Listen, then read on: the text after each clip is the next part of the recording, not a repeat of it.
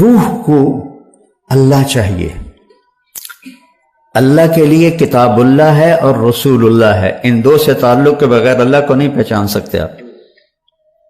Anatomy پڑھے بغیر doctor بن سکتے ہیں آپ؟ پہلا سٹیپ اناٹمی ہے. تو اندر کی دنیا آباد ہو جائے تب جا کے انسان کو سکون ملتا ہے. سب سے زیادہ پاورفل طاقتور امریکہ ہے، تو وہاں سب سے زیادہ نشہ بکتا ہے. کیوں؟ ان کو تو نشہ نہیں کرنا چاہیے، ان کے پاس تو ہر چیز اویلیبل ہے، جو چاہیں وہ کریں، کوئی روکنے والا نہیں. پھر نشہ کیوں کرتے ہیں؟ یہ ہماری نوجوان نسل نشوں میں پڑ گئی ہے. کیوں پڑ گئی ہے؟ کہ یہاں بربادی ہے. یہاں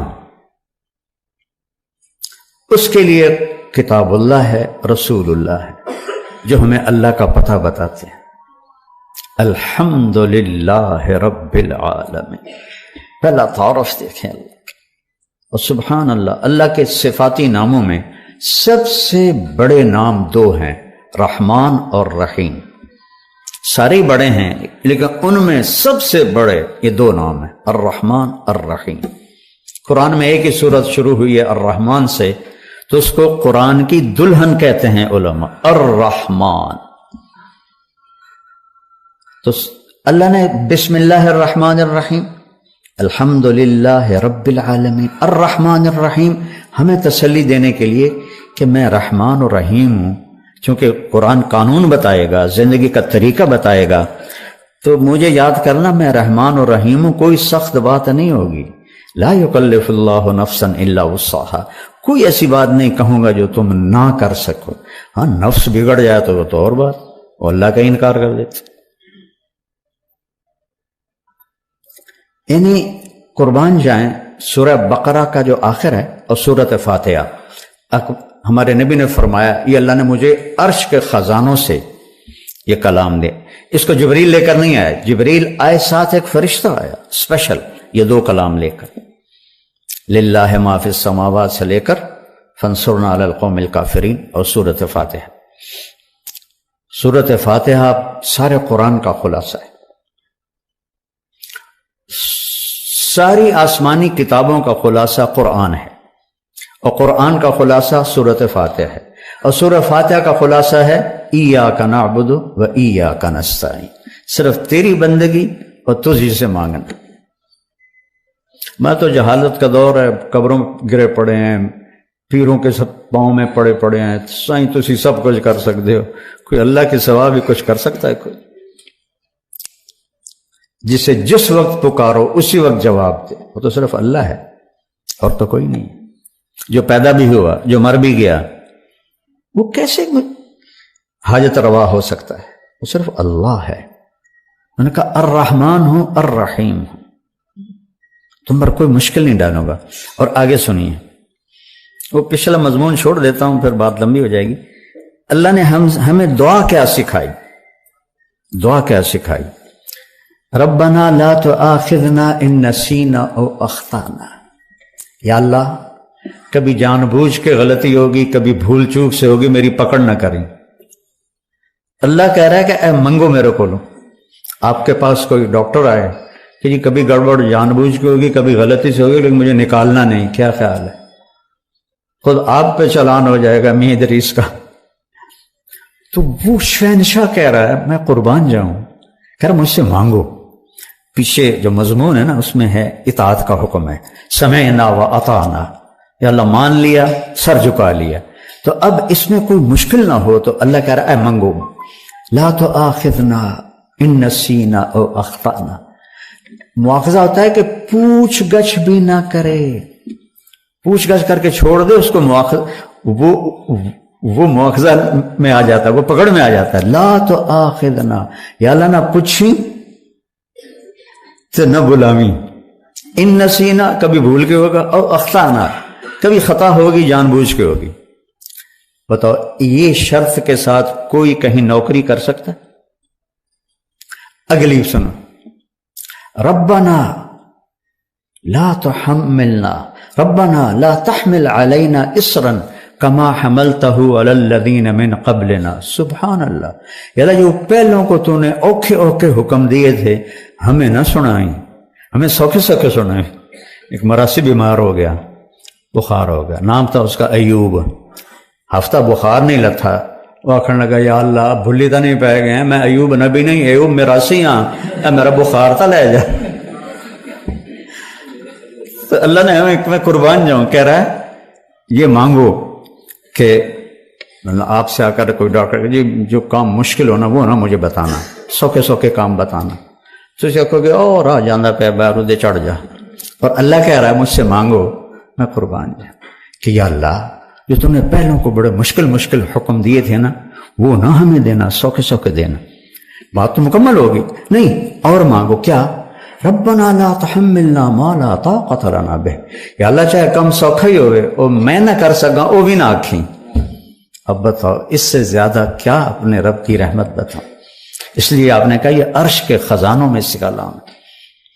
اور اس کے بعد اتنی چھوٹ لے کر پھر تو اس کو ڈیلی ویجز پہ بھی کوئی نہیں رکھتا، پر چلو آپ ڈیلی ویجز پہ رکھ لیں، لیکن آگے جب تنخواہ کا معاملہ ہے تو اللہ کہتا مانگو، صلہ مانگو، تنخواہ مانگو. واعف عنا واغفر لنا وارحمنا انت مولانا فانصرنا علی القوم الکافرین.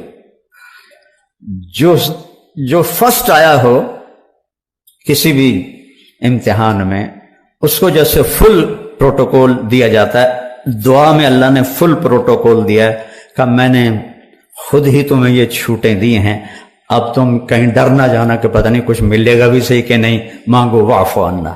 پہلا کام یہ ہے کہ ہمارے گناہوں کا نشان مٹا دے. نشان مٹانے کو عفو کہتے ہیں. نشان مٹانا اس کو عفو کہتے ہیں، معافی نہیں کہتے. نشان مٹانا کا پہلا کام یہ کر کہ یہاں جو کچھ لکھا گیا نا پٹھے پاسے انہوں مٹا دے. واغفر لنا دوسرا یہ کر کہ ہمیں معاف کر دے. تیسرا یہ کر ورحمنا سنو جنت بھی دے. اور شاید تمہارے دلوں میں یہ بات آ گئی ہو ڈھیر مانگ لیا ہے، اس کو کم الٹا نہ ہو جاوے تو تسلی کے لیے ایک جملہ انت مولانا، تو ہی تو ہمارا مولا ہے، تجھ سے نہ مانگے تو اور کس سے مانگے. چلو ایک اور بھی مانگ لو، پوری صرف جنت پہ تمہارا گزارا نہیں ہوگا، دنیا میں بھی عزت چاہیے. فانصرنا علی القوم الکافرین. ہمیں دنیا میں کفار پہ عزت عطا فرما. سبحان. تو اللہ سے جڑنے کے بغیر روح مکمل نہیں، اور کھانے کے احتیاط کے بغیر جسم مکمل نہیں. میڈیسن سے نہیں یہ مکمل ہوتا. تو روح کو اللہ سے جوڑنا ہے، اس کے لیے کتاب اللہ ہے اور رسول اللہ ہے. قل ان کنتم تحبون اللہ فاتبعونی. اگر دعویٰ کرتے ہو کہ ہمیں اللہ سے بڑا عشق ہے تو میری غلامی میں آؤ. اللہ کہہ رہے ہیں ان سے کہو کہ میری غلامی میں آؤ، میرے بن کے دکھاؤ. یحببکم اللہ، پھر میں تم سے پیار کروں گا. تو واحد ہمارے نبی ہیں جن کی پوری زندگی پیدائش سے وفات تک محفوظ ہے. یعنی ایک معمولی سی بات، جب آپ کسی کو بلاتے تھے جیسے مرضی بلائیں، لیکن حدیث میں آتا ہے جب آپ کسی کو بلاتے تھے تو ایسے کر کے بلاتے تھے، ایسے نہیں کرتے تھے. کتنی چھوٹی بات ہے، ایسے نہیں کرتے تھے، ایسے کرتے. انگلی اٹھانا ایک عیب سمجھا جاتا ہے، آپ ایسے کر کے بلاتے تھے. اتنی چھوٹی چھوٹی باتیں بھی لکھی پڑی. جب آپ کو کوئی بلاتا تھا ادھر سے یا رسول اللہ تو آپ ایسے نہیں کرتے تھے. اب یہ ساتھی کھڑا ہے، یہ مجھ سے کہے مولوی صاحب تو میں اتنا ہی کروں گا، ادھر والا کوئی کہے مولوی صاحب تو میں اتنا کروں گا. اور جب میرے نبی کو کوئی بلاتا تھا یا رسول اللہ تو آپ ایسے کرتے تھے، پورا سینہ دیتے تھے، گردن نہیں. ادھر سے کوئی بلاتا یا رسول اللہ تو آپ ایسے کرتے تھے. پیچھے سے کوئی بلاتا تو فل موڑ کے اس کے طرف پھر کر کہتے تھے جی فرمائیے. میں نے آپ کو ایک چھوٹی سی مثال دی کہ میرے نبی کی زندگی کا ایک ایک ذرہ لکھا پڑا ہے. کوئی نبی ایسا نہیں ہے جس کی زندگی اس طرح محفوظ کی گئی ہو. آپ کی چال کیسی تھی، آپ کی گفتار کیسی تھی، آپ کا معاملہ کیسا تھا، آپ گھر میں کیسے تھے، آپ باہر کیسے تھے. آپ نے شادیاں کیوں کی؟ زندگی سمجھانے کے لیے، کیونکہ سب سے مشکل رشتہ خامد اور بیوی ہے، اسے نبھانا سب سے مشکل ہوتا ہے۔ تو آپ نے کہا دیکھو مجھے عورتوں کی کوئی خواہش نہیں ہے، میں نے جہاں شادی کی، جہاں بیٹی کی شادی کی، اللہ کی وحی آئی پھر میں نے قدم اٹھایا، ورنہ 25 سال کا نوجوان 40 سال کی بیوہ عورت سے شادی کر سکتا ہے؟ آج کسی 25 سال کے بچے کو اس کا باپ کا پترا ہے 40 سال دی بیوہ ہے تیری شادی کرنی، وہ تو کراچی دوڑ جائے گا۔ تو آپ نے 25 برس 40 سال کی عورت کے ساتھ گزارا، جب ان کا انتقال ہوا آپ کی عمر 50 سال ہوئی تو 10 شادیاں کر لیں۔ زندگی سمجھائی، گھر میں زندگی میاں بیوی کا نباہ بڑا مشکل ہوتا ہے، چونکہ یہ خونی رشتہ نہیں ہوتا ہے، ایک بول پہ بنتا ہے ایک بول پہ ٹوٹتا ہے۔ تو یہ سب سے مضبوط ترین اور اہم ترین رشتہ ہے کہ اس سے رشتے جنم لیتے ہیں۔ یہ پہلا رشتہ آدم و حوا کا قائم ہوا، خامد اور بیوی کا قائم ہوا۔ اللہ نال 3-4 پتر بھی بنا کے دے دینا، وہ کڑی مشکل ہے، کن فیکون ہی کرنا ہے۔ نہیں، اولاد پہلے ماں باپ، پہلے میاں بیوی بنایا پھر اولاد دی۔ اور عجب میرے نبی کی شان ہے، جب وہ نکاح ہو گیا جنت میں تو اللہ نے کہا مہر دو، آدم حوا کو مہر دو۔ مہر کیا چیز ہے؟ یہ کسی کی بیٹی کی قیمت نہیں ہے، چاہے جھونپڑی والا ہو چاہے محل والا ہو، یہ ایک علامت ہے کہ جب تک یہ نکاح باقی ہے یہ لڑکا اس لڑکی کے خرچ کا ذمہ دار ہوگا، کمانا اس کے ذمہ نہیں ہوگا، کمانا اس لڑکے کے ذمہ ہوگا۔ یہ مہر اس لیے ہے۔ تو انہوں نے پوچھا جی کیا مہر دوں؟ فرمایا تیری نسل میں میرا آخری نبی آئے گا، اس پہ ایک دفعہ درود پڑھ دے، یہ مہر ہے۔ کم از کم دن میں 300 دفعہ تو چلتے پہ صلی اللہ علیہ وسلم ہی پڑھ لو تو یہ کثرت سے درود والا بن جائے گا۔ جو 300 دفعہ پڑھے کثرت سے درود والا ہے، اور جو کثرت سے درود پڑھتے ہیں اس کی تو کوئی حد نہیں، لیکن 300 سے وہ کثیر میں آ جاتا ہے، جیسے 33 نمبر سے پاس ہونے والوں میں آ جاتا ہے۔ آپ نے کہا میں ان کی شفاعت کروں گا قیامت کے دن۔ اپنے نبی کو پڑھو، ان کی زندگی پڑھیں۔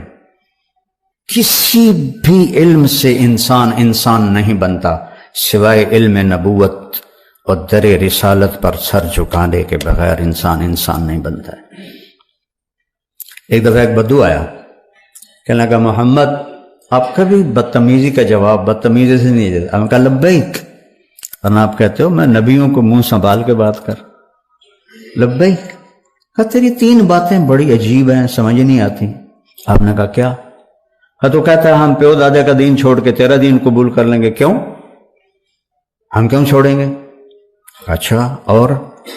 تو کہتا ہے روم بھی فتح ہو جائے گا، ایران بھی فتح ہو جائے گا، اے جڑے بیٹھے ہوں اے فتح کرن گے، کپڑے ہی پورے نہیں، جوتی کوئی نہیں، روٹی کوئی نہیں، انہیں فتح کرنا ہے، یعنی سپر پاور ایران اور روم۔ ہم کہا اچھا اور؟ تیسرا تو کہتا ہے مر جائیں گے، مٹی ہو جائیں گے، پھر اٹھ جائیں گے۔ بل آج تک کوئی قبریں سے اٹھی کے آیا؟ تو آپ مسکرائے، آپ نے کہا لعل الحیات تطول بک، جس کو بھی آپ نے یہ جملہ بولا اس کی عمر بڑی لمبی ہوئی۔ آپ نے کہا لگتا ہے تیری عمر لمبی ہوگی، تو ایک دن تو دیکھے گا یہ سارا عرب میرا کلمہ پڑھے گا، اور ایک دن تو دیکھے گا روم اور ایران فتح ہو کے مدینے میں آئیں گے، اور باقی رہے گی تیسری بات مر کے اٹھنے کی، تیرا یہاں سے ہاتھ پکڑوں گا اور تجھے یاد دلاؤں گا تیسری گل ہوگی کہ نہیں ہوگی؟ وہ کہنے لگا میں نہیں مانتا، واپس چلا گیا۔ تو جب فتح مکہ ہوا سارا عرب کلمہ پڑ گیا، کہنے لگا بھائی ایک گل تو ہو گئی۔ حضرت عمر کے زمانے میں روم بھی فتح ہو گیا، ایران بھی فتح ہو گیا، کہنے لگا بھلیا لوکا دوئی بھی ہوگی کہ جائیں تری نہ ہو جائے، چل جا کے کلمہ پڑھ۔ تو اپنے گاؤں چھوڑ کے آیا، حضرت عمر کا دور تھا اور اس نے کلمہ پڑھا۔ وہ جب کبھی حضرت عمر کی مجلس میں آتا تو حضرت عمر کھڑے ہو جاتے۔ وہ 22 لاکھ مربع میل کا حکمران اور عمر جس کو دیکھ کے شیطان بھی راستہ بدل لیتا ہے، تو سارے لوگ بڑے حیران ہوتے ہیں، معمولی جہا بندہ ہے یہ دیواس سے امیر المومنین کھلو جاندے کی چکر ہے۔ تو ایک دن وہ فرمانے لگے میں تمہاری آنکھوں میں سوال دیکھتا ہوں کہ میں اس کے لیے کیوں کھڑا ہوتا ہوں؟ جس دن یہ مجلس میں آیا تھا اس دن میں بھی اس مجلس میں موجود تھا، تو اسے میرے نبی نے کہا تھا قیامت کے دن تیرا ہاتھ پکڑ کے یاد دلاؤں گا، اور اس دن جس کا ہاتھ میرے نبی نے پکڑ لیا جنت میں پہنچائے بغیر نہیں چھوڑیں گے۔ تو کل سرٹیفکیٹ ہے جنت دا، اس لیے میں اس کی عزت کرتا ہوں. تو اپنے ہاتھ چھڑا لو اور حبیب کے ہاتھ میں ہاتھ دے دو، اپنی زندگی پہ ٹھپا لگا لو محمدی صلی اللہ علیہ وسلم. تو پھر ہوگا لقد خلقنا الانسان فی احسن تقویم، کہ ہم نے انسان کو بہترین مخلوق پیدا فرمایا ہر لحاظ سے، بشرطے کہ یہ دو باتیں اس کے اندر ہوں. رجب کے مہینہ میں اللہ تعالیٰ کے نبی کو اللہ تعالیٰ نے اپنے پاس بلایا، جس کو ہم معراج کہتے ہیں، شب معراج، لیلۃ المعراج، اور اس کے لیے اہتمام بھی کیا جاتا ہے عبادات کا، خیرات کا. یہ اللہ تعالیٰ کی بہت بڑی قدرت میں سے ایک چھوٹا سا نمونہ تھا کہ 3 کپڑوں میں اٹھایا اور سارے خلا کے پردوں کو چاک کروا کے 7 آسمان کے دروازے کھلوا کر سدرۃ المنتہا پہ جبریل گیا تو جل کے راکھ ہو جاؤں گا، تو اس سے اوپر آپ تشریف لے گئے اور پھر عرش خوشی سے جھوم اٹھا. اہتز عرش الرحمن، عرش خوشی سے یوں جھوم رہا تھا. خوشی میں انسان بے خود ہو کر جھومنے لگ جاتا ہے، تو اللہ کا عرش جھومنے لگا آپ کی آمد پر. اور پہلی ہستی ہیں جن کا قدم اللہ کے عرش، اللہ تعالیٰ اور اللہ کے محبوب کے درمیان جتنے نور کے پردے تھے اللہ نے سب ہٹا دیے. اور السلام علیکہ ایھا النبی ورحمۃ اللہ وبرکاتہ. اللہ تعالیٰ نے ایسا خوبصورت سلام پیش کیا. تو اللہ کے نبی پہ قربان جاؤں، انہوں نے اپنی امت کو بھی شریک کر لیا. السلام علینا وعلی عباد اللہ الصالحین. اللہ ہمارے اوپر بھی سلام ہو آپ کا، اور جو میری امت کے نیک لوگ ہیں ان پر بھی آپ کا سلام ہو، آپ کی رحمت ہو. تو معراج کا واقعہ اسباب کے خلاف ایک انتہائی عجب اللہ کی قدرت ہے. اور اس میں ایک چھوٹی سی بات عرض کروں کہ جب آدمی پس جاتا ہے نا اور کہتا ہے متی نصر اللہ، یا اللہ تیری مدد کہاں ہے، تو پھر اللہ کی طرف سے جواب آتا ہے الا ان نصر اللہ قریب، بے شک میری مدد قریب ہے، آ رہی ہے. یہ واقعہ طائف کے بعد پیش آیا ہے، جب آپ بے بس ہو گئے تھے، پتھر کھا کے شدید زخمی ہوئے. پھر آپ مکہ تشریف لائے تو باہر ٹھہر گئے، اندر آنے کی آپ کی سکت نہیں تھی، اور آپ نے زید ابن حارثہ کو اخنس بن شریک کے پاس بھیجا کہ مجھے پناہ دو، میں مکہ میں داخل ہونا چاہتا ہوں. تو اس نے انکار کر دیا، کہا میں نہیں پناہ دیتا. پھر آپ نے سہیل ابن عمر کو پیغام بھیجا کہ مجھے پناہ دو، اس نے بھی انکار کر دیا. پھر ایک اور عرب کے سردار تھے، ان کو پیغام بھیجا، غالباً صفوان بن امیہ کو پیغام بھیجا کہ مجھے پناہ دو، تو انہوں نے بھی انکار کر دیا. تو پھر آپ نے مطعم بن عدی کو پیغام بھیجا، ان کے بیٹے جبیر صحابی بنے. تو مطعم بن عدی کو پیغام بھیجا تو وہ آپ نے بچوں کو لے کر باہر گیا اور اللہ کے نبی کو اپنے بیٹوں کے ساتھ لے کر مکہ میں انٹر ہوا. حرم شریف میں آ کے اعلان کیا آج کے بعد محمد بن عبداللہ صلی اللہ علیہ وسلم میری پناہ میں ہے، انہیں کوئی ٹچ نہیں کر سکتا. ابو جہل نے کھڑے ہو کر کہا تم یہ اس کا کلمہ پڑھ کے کہہ رہے ہو یا اپنی سرداری کے زوم پر کہہ رہے ہو، اپنی سرداری کے بلبوتے پر؟ اور کہا نہیں، میں نے اس کا کلمہ نہیں پڑھا، جو اللہ نے مجھے سٹیٹس دیا ہے اس کی وجہ سے کہہ رہا ہوں. کہ پھر ٹھیک ہے، ہم ان کو کبھی ٹچ نہیں کریں گے. اس قدر حال سنگین ہو گیا تھا. اور کبھی آسمان کے فرشتے نہیں روئے سوائے 2 جگہ. ایک دفعہ جب ابراہیم علیہ السلام نے حضرت اسماعیل کو الٹا لیٹایا اور چھری ہاتھ میں اور سر کے بال ہاتھ میں اس طرح، اور یوں آسمان کو دیکھ کے کہا یا اللہ تو مجھ سے ناراض ہو گیا ہے کہ میرے دل میں اسماعیل کی محبت آ گئی ہے. اس پر آسمان کے فرشتے زارو قطار روئے تھے. اور ایک جب ہمارے نبی کو پتھر پڑے اور پڑھتے پڑھتے بے ہوش ہو کے گر گئے، اس وقت 7 آسمان کے فرشتے روئے تھے. اور پھر ملک الجبال حاضر ہوا، یا رسول اللہ اجازت ہو تو ان کو ایسے پیس کے سرما بنا کے رکھ دوں، ان اطبق علیہم الاخشبین۔ آپ نے کہا نہیں، لا اللہ ان یخرج من اصلابہ من یوحد اللہ، نہیں، اللہ تعالیٰ ان کی نسل میں ایسے پیدا کرے گا جو اللہ کی توحید کو ماننے والے ہوں گے۔ اس تکلیف کے بعد یہ سفر ہوا کہ 27 رجب کو جبرائیل آئے، آسمان سج چکے ہیں، اور ہماری یعنی زبان میں یا ہمارے رواج میں کہ یا رسول اللہ استقبال کے لیے قطاریں لگ گئی ہیں، آپ ان کو لے کر گئے۔ آپ ام ہانی رضی اللہ عنہ، حضرت علی رضی اللہ تعالیٰ عنہ کے گھر میں تھے آپ، تو وہاں سے حتیم میں لے گئے، آپ کا سینہ چاک کیا، دوسرے فرشتہ وہ پانی لایا زمزم کا، اس سے آپ کے سینے کو صاف کیا، پھر دل باہر نکالا، اس کو چیرا، اسے صاف کیا، اور پھر دوبارہ دل کو رکھ دیا، سینے کو بند کر دیا۔ اب یہ سارا کچھ اپنے ہوش میں دیکھ رہے تھے۔ پھر وہاں سے براق پہ سوار ہوئے۔ براق گدھے سے بڑا قد، خچر سے چھوٹا قد والا ایک جانور تھا، جس پر آپ کو سوار کرایا گیا، اور وہ تھوڑا مستی کرنے لگا تو جبریل بولے تو یہ پتہ ہے تیرے اوپر کون سوار ہیں؟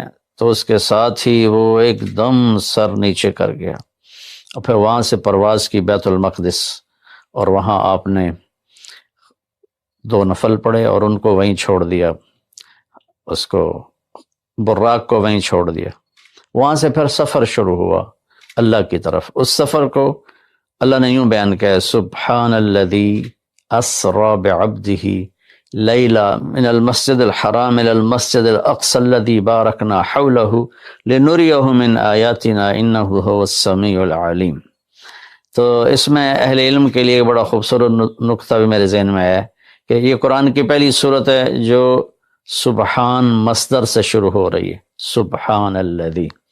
پھر اس کو آگے لے جا کر اللہ تعالیٰ نے مصدر کے بعد فعل ماضی ہوتا ہے تو سبح للہ ما فی السماوات والارض کے ساتھ شروع کیا، تو مصدر آیا، ماضی آیا، ماضی کے بعد مضارع ہوتا ہے، فیوچر ہوتا ہے، مستقبل ہوتا ہے، تو یسبح للہ ما فی السماوات وما فی الارض الملک القدوس العزیز الحکیم۔ پھر اس کے بعد امر کا صیغہ ہوتا ہے تو سبح اسم ربک الاعلی الذی خلق فسوی۔ یہ قرآن کا اعجاز ہے، قرآن کی خوبصورتی ہے، قرآن کی بلاغت ہے۔ سبحان، سبح، یسبح، سبح، تو اللہ تعالیٰ نے پہلے اپنی پاکیزگی کو بیان کیا کہ جو کچھ کہنے والا ہوں میں سب کچھ کر سکتا ہوں، میرے لیے کوئی مشکل نہیں کہ میں اپنے بندے کو لے کر گیا۔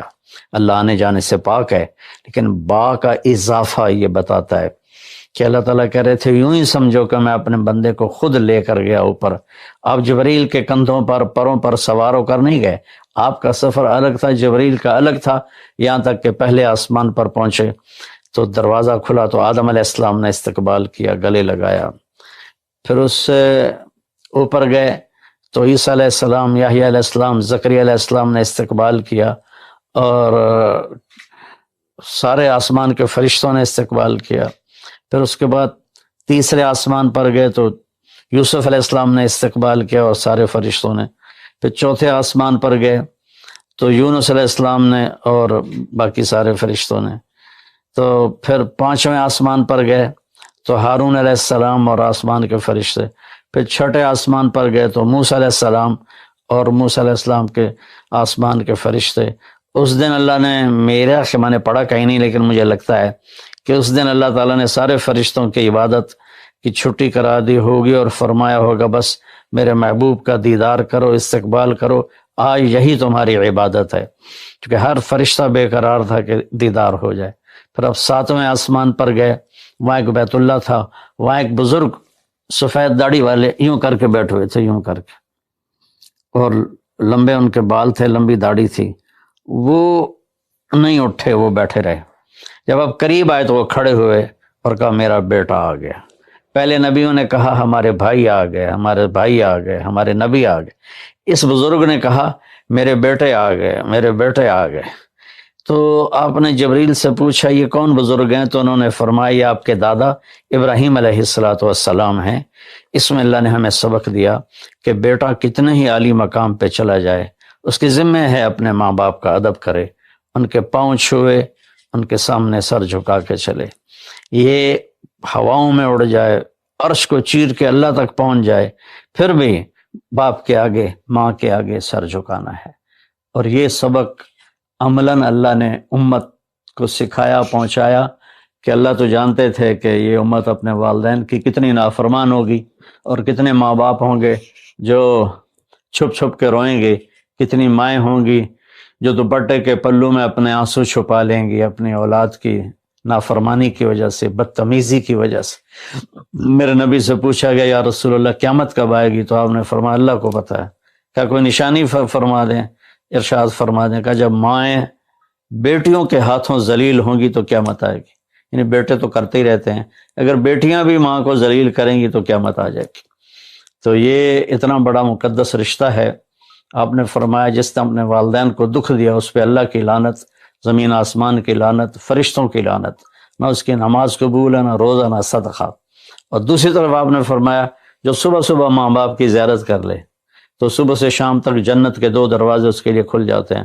نہ حال پوچھا نہ خدمت کی، صرف آ کے زیارت کی محبت کی وجہ سے، شام کو آ کے ان کی زیارت کی تو صبح تک جنت کے 2 دروازے اس کے لیے کھلے رہیں گے۔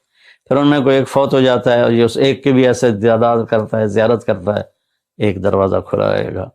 تو یہ اس میں ایک بہت بڑا سبق تھا ماں باپ، چونکہ پہلا قصور تو ماں باپ کا ہے کہ وہ بتاتے ہی نہیں، وہ تعلیم ہی نہیں دلاتے جس سے پتہ چلے کہ ماں باپ کا مقام کیا ہے۔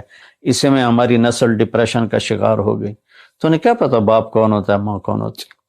تو آپ وہاں سے تشریف لے گئے تو سدرۃ المنتہا، جہاں بارڈر آ جاتا ہے ان مخلوقات کا، بارڈر پر جبریل نے کہا یا رسول اللہ بس آگے میرے پاس ویزا کوئی نہیں ہے، ایک بالشت بھی اوپر جائے، ایک گٹھ بھی اوپر جاؤں گا تو جل کے راکھ ہو جاؤں گا۔ اللہ نے ایک تخت اتارا، اس سے اپنے محبوب کو بٹھایا اور وہ گئے بلندیوں کو چیرتے ہوئے، اس نے عرش پر جا کر لینڈ کیا، آپ اترے اور میرے اللہ تعالیٰ نے کہا ثم دنا فتدلی فکان قاب قوسین او ادنی۔ اللہ تعالیٰ نے اپنے محبوب کو اپنے قریب کر لیا، اتنا قریب کیا کہ فاصلے مٹ گئے، فاصلے مٹ گئے۔ تو بھائیو پھر لمبا واقعہ ہے، اور لوگ آج کل اتنا لمبا سنتے بھی نہیں ہیں، تو میں صرف جانے کا بتا دیتا ہوں۔ واپسی کا بھی پورا ایک کہانی ہے، جنت دکھائی، جہنم دکھائی، جنتی دکھائے، جہنمی دکھائے، سارا کچھ دکھایا، سود خور دکھائے، بے نمازی دکھائے، نمازی دکھائے، اپنے سب کو اپنی آنکھوں سے دیکھا، جہنم کو بھڑکتے دیکھا، جنت کو چمکتے دیکھا، جہنم کو دہکتے دیکھا اور جنت کو مہکتے دیکھا۔ یہ سب کچھ آپ نے اپنی آنکھوں سے دیکھا، اور پھر آپ واپس تشریف لائے۔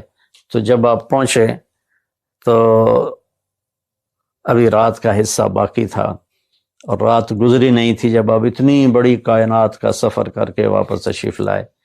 تو اس میں ایک بڑا سبق ہے، وہ یہ ہے کہ اللہ نے اپنے نبی کا ہاتھ پکڑا اور اپنی ذات تک پہنچا دیا۔ ہم اپنا ہاتھ اللہ کے نبی کے ہاتھ میں دے دیں تو ہم بھی اللہ کی ذات تک ہماری بھی پہنچ ہو جائے گی۔ اگر کوئی بڑائی کے سفر طے کرنا چاہتا، بڑا آدمی بننا چاہتا ہے کہ میں تو جی گریٹ مین بننا چاہتا ہوں، میں کامیابی چاہتا ہوں، میں سکسیس